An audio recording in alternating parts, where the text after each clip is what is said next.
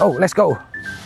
喂，行先得㗎，唔係我車你哋先行㗎嘛，你跟住我行㗎嘛，係咪先？喂，同埋你唔好行咁快先，你等埋我。你係喺我隔離行嘅，你唔係帶住我行，而係我帶你散步，唔係你帶我散步啊嘛，啱唔啱啊？係你聽話先得。喂，阿婆，啱啊，即係搞佢唔掂啊！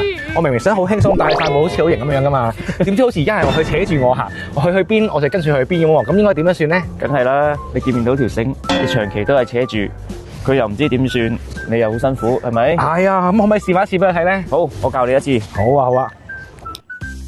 我哋同狗散步最重要就係保持條繩嘅鬆緊度。當條繩可以保持一個少少嘅 U 字，我哋行起上嚟係咪輕鬆好多咧？當佢扯住你嘅時候，你就微微轉向，咁。